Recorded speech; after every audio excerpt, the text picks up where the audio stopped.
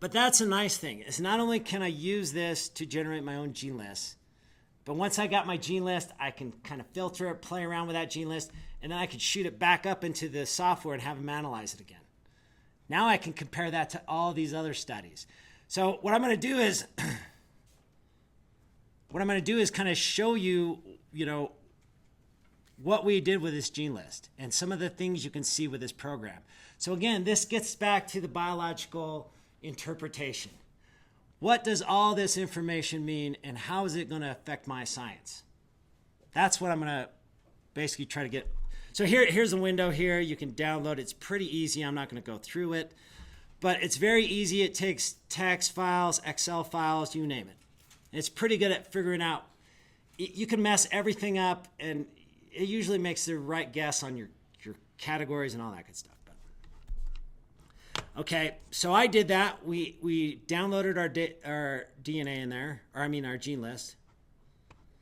It is right down here. And so we had 970 genes at the end of that were differentially expressed in at least the majority of our stage 3 breast cancer versus stage 2 or stage 1.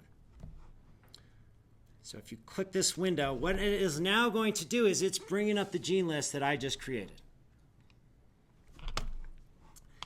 This page here is giving me an idea. These are the genes that, and it's ranking them based on its fold change of the genes that I found that were different in those 24 different studies. Now this is the point, I guess the question becomes, how do you know whether you did it correctly, right? That there's no quality control really on biology. It's from your own head. So here's what I do, and this is how we figure out if this gene list that we just came up with is worth a dang. As we start looking at some of these genes. SCUB, is everybody in oncology at all? Anybody work in cancer? Okay, if you see any, markers or anything like that that you know of, go ahead and shout it out. But what we can do is we can look here, this SCUB2. I've never heard of that before, but right now it's my top gene, and it's going down. The median fold change in those 24 samples is negative 6.3. What do you think it is, an oncogene or a tumor suppressor? Any guesses? Suppressor. Yes, thank you. So we can find out. Again, I moused over that. I clicked on the entry genes link. Signal peptides, well, cell signaling, that makes sense with cancer. We start looking down here. Decreased expression of this gene is associated with progression and prognosis in colorectal cancer, right? We're looking at stage 3, a very developed cancer compared to the lower cancers, right? This makes sense. Again, target. I didn't generate this data, but now I'm in the right area. And you can look down here. Is there any mention of breast cancer? Sure enough, SCUB2 expression suppresses breast tumor cell proliferation. We can go back. Oh, where am I here? There I am. Look at some of these other ones. Again, just kind of clicking on it. Is it anchor and repeat? What the heck? Click on the gene. Start reading about it. Testes, altered expression levels have been associated with breast cancer progression.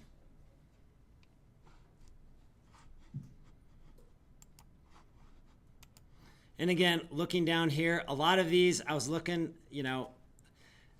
obviously these people are getting chemotherapy if they have advanced lung cancer, and you could see some of these genes popping up, probably from the chemotherapy. You can look at ESR1. Here's the estrogen receptor. Okay, you would expect that with breast cancer, right? Again, this is stage 3. But we can determine other things. If you look here, the levels of estrogen receptor are actually going down. Why do you think that is? Estrogen independent. Yes, correct. Thank you. If I had some candy, I'd give it to you. Yeah, thanks. Yeah. The cookie was good, though. Good. Yeah, that was all me. Yeah, you know, that it's becoming estrogen dependent. That if I looked at this gene in another division of cancer, so basically not only am I getting targets, but I'm figuring out what's going on with that condition, right? This is the entire interpretation that we're trying to get to. And let me just do one more here. There's one that I didn't know what was going on here. S100A8. Anybody hear of that before? Nope. Me neither. So what I did was I clicked on this gene. Now what we can do is I was searching first by a phenotype. Then I was searching by a gene list. Now I'm probing all this data with just a single gene. Does everybody understand that? There's lots of levels you can go with this. So if we actually look at here, body atlas, what I want to know is what are some of the things that it's differentially expressed? Or like in what kind of studies do we see this thing go up or down? So if I hit the curated studies, it's going to show me those studies where this thing is up or down. And if we look here, gastric tumor gene expression signatures, one of the first one. Again, we didn't put breast cancer in there, but now we're coming up with a similar type of cancer, same kind of like progression that we're looking for.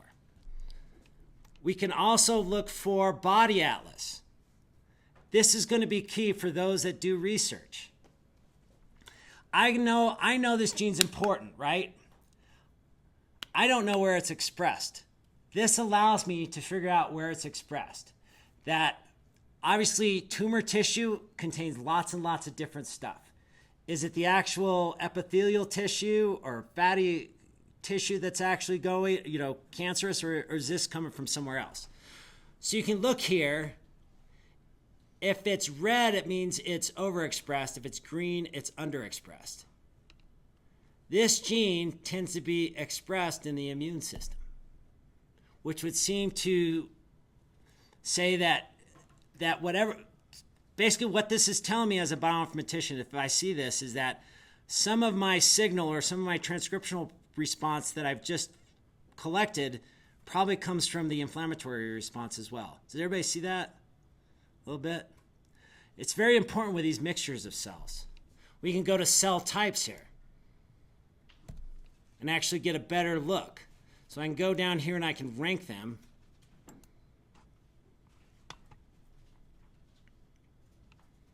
And now we can see what are these things most like. There is some squamous there, but again, we got leukocytes, B-cell lymphoma. If we go down here though, what's its expression in breast? And I can tell the thing I want you to highlight, it's exocrine, right? Exocrine system is breast. Yes. I worked at a hospital, I didn't even know that. I'll click on that. So now anything that contains the breast tissue will be highlighted. Epithelial cell of breast, that's kind of low, but if we start looking down here, like it's really low. That gene being overexpressed in our system is very unusual, and we were just able to pick it not only just by looking at other studies, but by where is this thing made. Okay, we'll go back.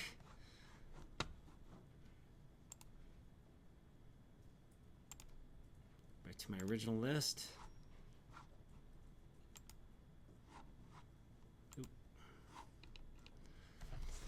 So we're getting genes, and this is kind of nice, and this is my first test, is I basically look at my list and I start looking at some of these genes and go, does it make sense? Does the genes that we're seeing changing make sense to the situation I'm investigating? We can also look at curated studies.